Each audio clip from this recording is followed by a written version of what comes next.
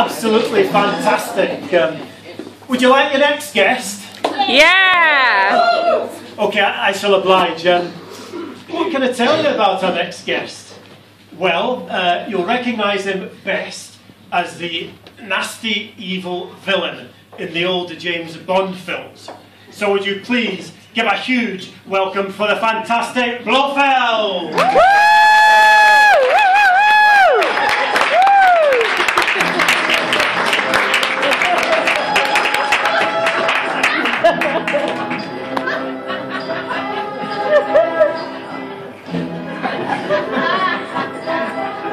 Okay, please, Mr. Blofeld, if you don't mind. Now, Ernest Stavros Blofeld. Now, our audience may recognise you as the arch enemy of James Bond, but there's a lot more about you that they won't know. Now, my team of researchers have cobbled together a list of interesting facts about yourself, and with your permission, I'd like to read them out.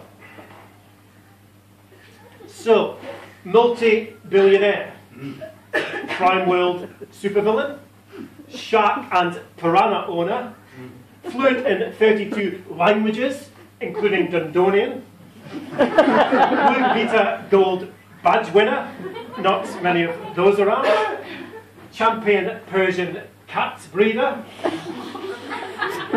accused of over 500 murders, convicted of none, born Poland, Newcastle? Excuse me? I wasn't born in Poland, Michael. I was born in Newcastle. Gateshead, Newcastle.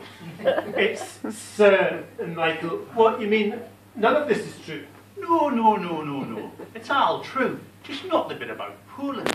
Your research, I probably got that from Wikipedia.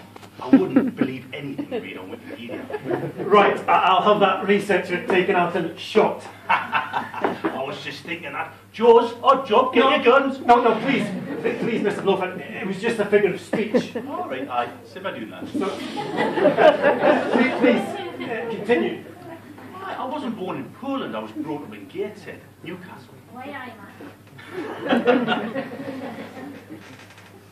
Don't let me exotic names, Ernst Stavros Blofeld, confuse you. Them's just the names of my mum's three favourite lodgers. It's very friendly, my mum. There was a lot of men around the house. Yes, well that explains a lot. What did your father think of all that? Oh, I didn't really have a dad. Aww. It was just the lodgers. Like I say, my mum was very friendly. A one-night rate was very popular. Yes, that definitely explains a lot of things. So tell me, how come we don't hear the Geordie accent on screen? Right, one word, Sir Michael, one word. Ignorance. Ignorance? Aye, ignorance. It's rife in the movie business, man. People think that if you're going to be a villain, that you have to talk posh, that you have to be posh. Well, I've got loads of posh mates, and they're all bankers, politicians, journalists. Not a villain amongst them. I've got some stories about JB. JB? JB, there's only one genius on stage here, isn't there? JB, War Jimmy, El Bondino, James Bond man. They had to posh his accent up as well. Yes, well that's understandable, isn't it? You could hardly have a posh, suave, debonair super spy from Fountain Bridge now, could you? Morningside perhaps, but not Fountain Bridge. Morningside maybe. Well, with that accent, I tell you what, he wasn't half a hit with the ladies. I tell you what, I'd be there all night, chatting the lasses up, giving them a bit of patter, all my best lines, buying them some drinks. I'd get nowhere. He'd turn up with his sexy Scottish accent. He'd be beating them off with a stick. That's okay, we'll edit out that dreadful Scottish accent later. So, yes, please, continue. Aye, well, like I say, he was a hit with the ladies, but I always had the last laugh. You know, he likes them vodka martinis, doesn't he? Vodka martinis. Well, turns out he likes them a little bit too much. Come the end of the night, he's no use to anyone. He can't leave the lasses shaking or stirred. Well, so James is not the stud that we all think he is then. It sounds like you know James quite well. Oh, I do. We're best of mates off screen. Don't believe any of that crap that they say in the movies, man. We're good mates. I tell you, there's this one time we were all out in Vegas. Me, Bon, all the lads, having a few bevies, out on the lash, you know.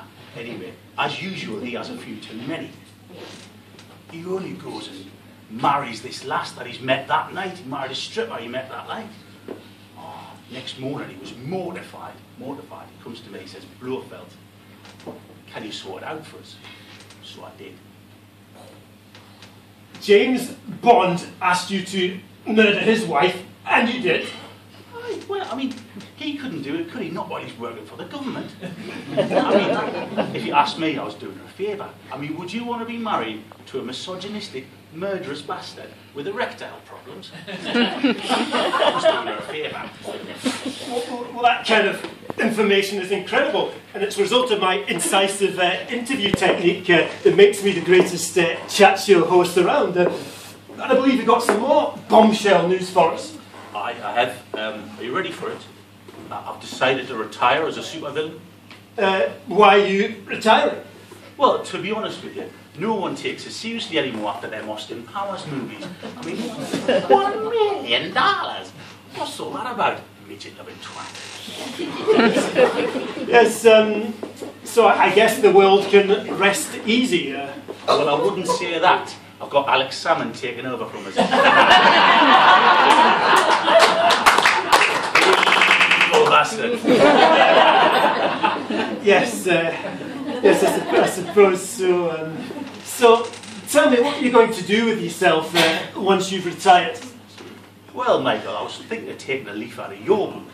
What, you mean open up an award-winning gastropub? No, not quite. I'm talking about what you were getting up to with that lass in your dressing room earlier on. What? No.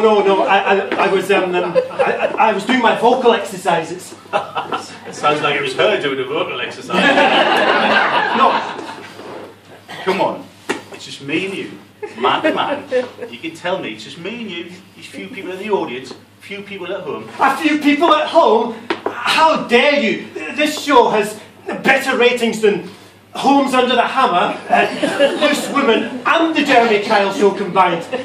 Furthermore, this show has been nominated for Best Chat Show and has won the prestigious B&Q Award for Best Set Design 5 years running. As I have recently been invested as a Knight of the Realm, it's Sir Michael to you.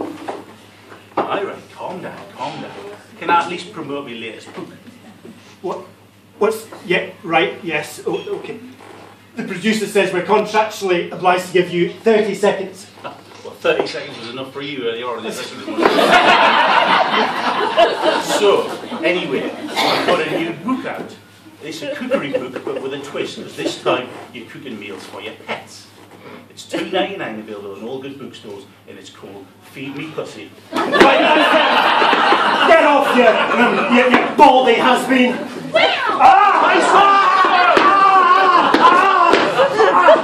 What have you done? What have you done? What have you done? Oh, I love that cat. He's dead. Aww. You regret this, you smarmy, marmite-covered twat. I'm going to get my goons on you. Odd Job, Jaws, Ant and Dec, Vicky from Geordie Shore. Come on, let's get him!